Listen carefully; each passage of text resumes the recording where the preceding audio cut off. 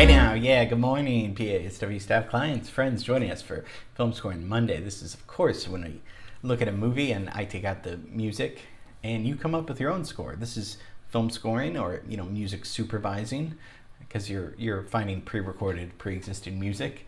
If you want to write your own score, feel free to. That's the, real film scoring part, but maybe we'll get to that level. Right now, we're having a lot of fun with this, and there's an award involved. Each month there's a gift card, so play along. It's never too late. Don't be scared. Don't be intimidated. I'm always here to help. This is a good learning tool for us, and I've been so proud of the work we've been doing for about a year for this stuff. So we had a lot of fun looking at Butch Cassidy and the Sundance Kid. You guys did a great job on Friday.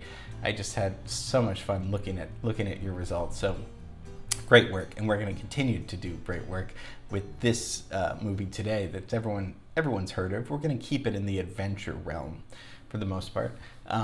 Seems like this movie just came out, but it's been 21 years. So today we're going to talk about the epic historical drama Gladiator.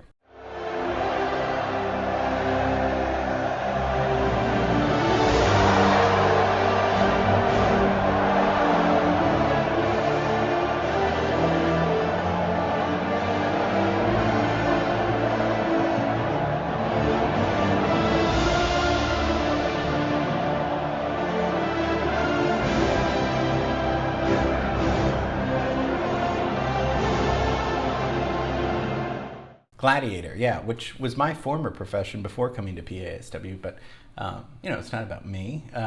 Came out in 2000, directed by Ridley Scott.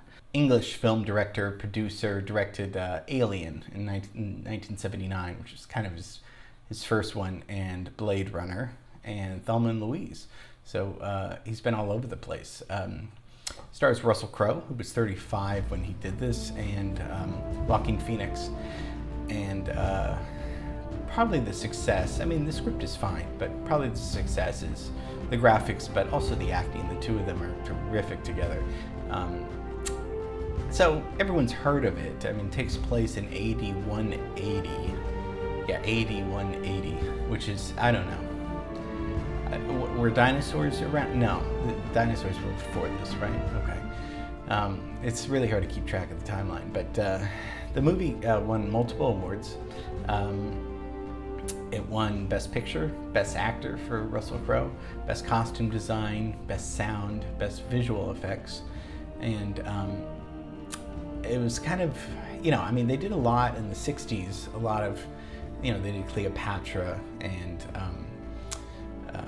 other, we looked at Ben-Hur, other historical dramas, and I think the 90s, they kind of went through, indie films with Tarantino and Coen Brothers, stuff we looked at, and then perhaps starting with this in 2000, we went more into epic historical dramas before getting obsessed with, superhero movies. But he's kind of a superhero on this, so, whatever. We need to leave. We were at Echo Park on Thursday, so let's go to England where they filmed this. If we look at the year 2000, obviously what happens, Y2K passes without any serious computer failures. If you remember, everyone thought, the year 2000 computers were going to fail completely. I don't know if you remember that, but it was like big news, and then nothing really happened. So like other movies that were out were Castaway, that was a big one. Meet the Parents, huge comedy that's gonna go on and make many sequels. What Lies Beneath comes out, one of my personal favorite thrillers. Aaron Brockovich comes out, and Julia Roberts is going to win that award and make history. But mostly people are watching Survivor. Survivor gets 51 million viewers for the first season. So what's this about? Pretty much Russell Crowe is this fighter. He's a gladiator, right? And he's this Roman general, Maximus. He's betrayed when Commodus, who's Joaquin Phoenix, and he's the son of Marcus Aurelius, who gives the power to Russell Crowe, but then that power is taken away, and Russell Crowe becomes a slave instead of being the king. And so Joaquin Phoenix takes that away. So he's reduced to slavery and becomes a gladiator, and rises through the ranks, and takes, vengeance against the murders of his family, because his family's murdered, and mostly Joaquin Phoenix is the bad guy. So to create the size of the Roman Colosseum, 1/3 of the epic landmark was built in Malta, out of plywood, and all the plaster kind of located on the island. So this was a really, they use CGI in so many clever ways. This is, I think, in a way, so much so that Oliver Reed, who's, the great actor Oliver Reed, passed away before his filming was completed. He died of a heart attack in the middle of his performance. It would have cost about $26 million to go back and reshoot it with a different actor. So instead, they came up with a plan to CGI his face in the rest of the movie. I don't know. You can't tell the difference of when they did it and when you can't tell. The fact, so they use CGI to digitally scan Reed's face onto an extra in order to finish filming. So there was an extra body with, I don't know who the body was, but then Reed's face was imposed on this body. Amazing what computers could do back then, even. So that's a good example of CGI. So what about the music? Best score, right? Oscar nominated score, composed by Hans Zimmer, who's a composer maybe we talked about a little bit, and Lisa Gerrard, who's Australian musician and singer and composer. And so the two of them wrote this score together. And Hans Zimmer was born in West Germany, and he tried formal piano lessons, but it didn't stick with him. So he's all self-taught, and he joined a band, and but said that he always had heard music in his head. And he's one of these composers that he's 63 right now. He's kind of one of these composers like Danny Elfman and Howard Shore and James Horner that blend electronic and classical music together, particularly with large orchestral scores with a lot of drums and a lot of electronics sometimes. So that's kind of the Hans Zimmer sound. So there's controversy because the estate of Gustav Holst sued Hans Zimmer. There's not an announcement of what happened, but sued him for plagiarism. So there's this Jesse Gum, I don't know who he is, but he put this video together on YouTube juxtaposing the two scores, because Holst was an English composer, and we talked about him a little bit, but his most important thing is the Planets, which is the 7 movements orchestral thing written between 1914 and 1916. So, like 90 years before Gladiator. And each movement is named after a planet. So they thought that Mars, the Mars movement, was stolen, that Hans Zimmer kind of stole that. I want to know what you think. This guy put together this video, so take a listen to see if you hear similarities.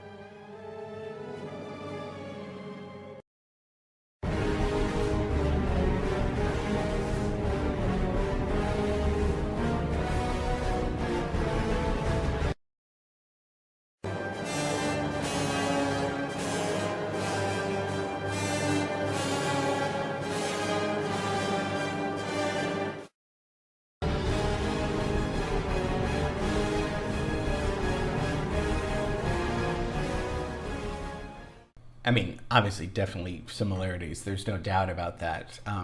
Mostly, I mean, what I hear is the ostinato, the rhythms, the rhythm of that is evident in both of them. I'm not sure if it warrants, if it's plagiarism. I don't know. I'm curious to know what you guys think. I mean, you see a lot of similarities for sure. I don't know. As a composer myself, we're influenced obviously all the time by other people. Yeah. I mean, it's we've looked at other composers that have stolen and borrowed rather. Just thought it was interesting, but yeah, I mean, it kind of went to court, so it was a big deal. So the scene we're going to look at is.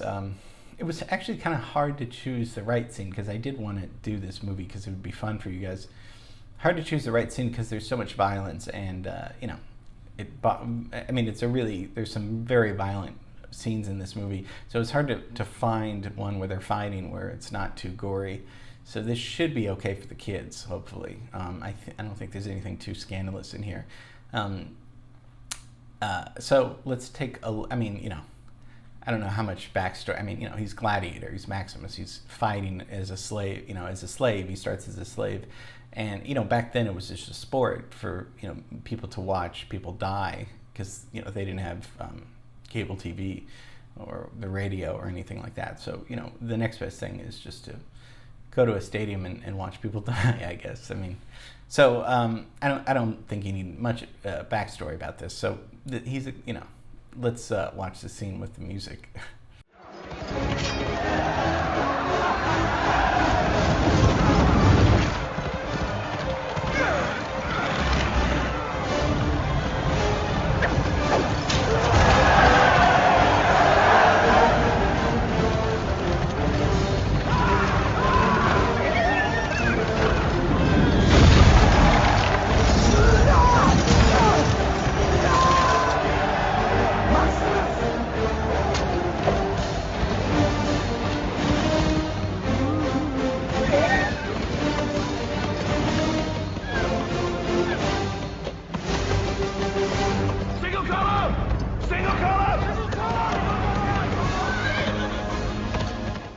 So you hear the pulsating score, the orchestral score. I mean, you do hear it, but it's mostly the sounds, huh? I mean, a lot of the crowd sound effects and a lot of the sound effects of, the horses and the chariots. I mean, so the score's in there and you're going to come up with, you're going to come up with the score. But to me, what stood out was really the sound of a movie. I mean, so much, and the Foley, the sound effects, the crowds, all that kind of stuff is so. It almost is louder than the score, at least in this scene. So that's kind of what I noticed. So I mean, it'd be really funny to see it without any of the Foley or sound added. It was, because you need to be very silent on the set, as silent as you can be. So it must have been very awkward. I didn't want to make it that awkward, so that's why I did add Foley with this. So let's look at the scene without any music.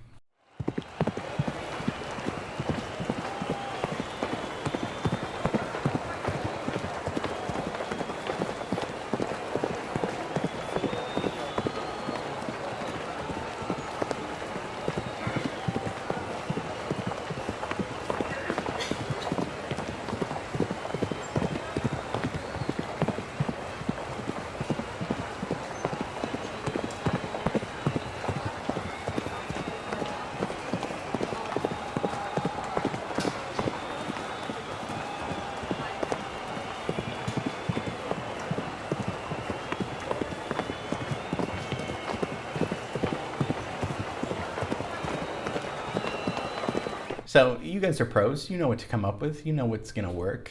Is Italian music going to work? No. Is the Mexican hat dance going to work? No. Is a pop song? I mean, a pop song could work, but let's just stay away from lyrics. I think. I mean, just and let's also stay away from stuff that's too identifiable. By that I mean like if you send in "Hey Jude," that's just too distracting. And this is something John's helped me with you know, looking at some of these things where if something, and John's helped with, if something's too identifiable, it distracts from it, you know. So we do want to keep it a film score, you know,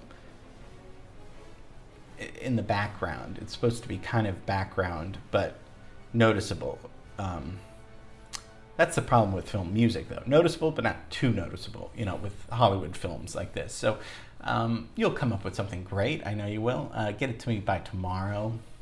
We're going to see the results for Friday. It's going to be a Bonnie-rific, Lloyd-rific, John-rific week. I mean, we're going to have so much fun. I have so many fun things for us planned this week. So hope you enjoyed Gladiator. And I will see you tomorrow. Okay, bye.